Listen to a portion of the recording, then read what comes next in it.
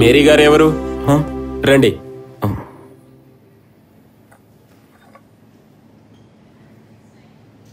RJ Angel కాదు, Mary కుట్టికే appointment ఇచ్చాను. అది మీకు ఓకే కదా? మీ కేసు నేను స్టడీ చేశాను. అది జెన్యూన్ అని నాలాంటి మిగతా కన్సర్న్ అథారిటీస్కి అర్థమైంది. This is the result. మీకోసం మాత్రమే మళ్ళీ పిఎస్యు రీటెస్ట్ పెట్టబోతున్నారు. మీరు దాని మీద అంతగా ఆశపడినందువల్ల ఎంటైర్ వరల్డ్ కాకున్నా కోరుకునే కొంతమందికైనా conspire to make it happen. So all the very best. Thank you sir. ఈ టెస్ట్ పాస్ అవ్వడానికి నార్మల్గా కావాల్సింది 40 మార్కులు. మీరు ఒక ట్రాన్స్జెండర్ కావడం వల్ల ఇఫ్ యూ స్కోర్ 35 మార్క్స్, మీరు వచ్చే నెల జరిగే ఫిజికల్ టెస్ట్లో కూడా పాల్గొనొచ్చు. ఏమైంది? 35 మార్క్స్ కూడా స్కోర్ చేసే కాన్ఫిడెన్స్ లేదా? అలాంటిదేం లేదు సార్.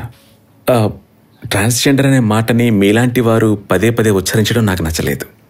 నాలాంటి వాళ్ళకి అఫీషియల్ అడ్రస్ ఉన్నా కుదిరితే కొన్ని అథారిటీస్ ఓ కొత్త పదాన్ని కనిపెట్టండి. ట్రాన్స్జెండర్ పేరుతో వచ్చే ఏ లాభాన్ని నేను ఆశించను. నేను ఆ ఉద్దేశంతో చెప్పలేదు. అర్థమైంది సార్. ఈ టెస్ట్లో 35 మార్కులు సాధిస్తే నేను టెక్నికల్గా పాస్ అయినట్టే. కానీ 40 అబోవ్ మార్క్స్ వస్తే మాత్రం నేను నెక్స్ట్ లెవెల్లో ఉన్న ఫిజికల్ టెస్ట్కి అపీర్ అవుతాను. Otherwise I will consider my self failed. అంత అహంకారం కావాలా? కావాలి. గుడ్. మీరేంటో ఇప్పుడు నాకు అర్థమైంది. నేను కూడా నాలాంటి ఆఫీసర్స్ వల్ల మీకు కలిగిన emotion ఎక్స్పీరియన్సెస్కి my sincere apologies.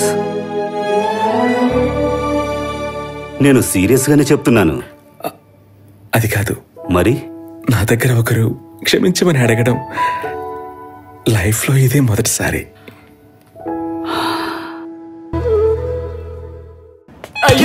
Hello sir.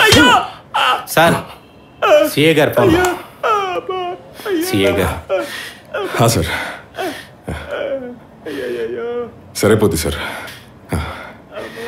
2 రోజుల టైం ఇవ్వండి సార్. ఓకే. ఏం కావాలని మహదేవన్ గారు చెప్తున్నారు? ఏదైనా మనం డిసైడ్ చేద్దాం. ఇప్పుడు అది ఫిజికల్ టెస్ట్ పాస్ అయినా కూడా పోలీస్ వెరిఫికేషన్ ఉంది, క్లియర్ చేయకూడదు. అంతే కదా. ఆడవాళ్ళని పోలీసులో చేర్చుకుంటమే తప్పు, పైగా ఇటువంటి వాళ్ళన. వీళ్ల ముందు సెల్యూట్ కొట్టుకొని ఉంచవాలంటే భరించలేం సార్. ఎవరి గురించి అంటున్నారు సార్? నీకు నేను చెప్పాలరా?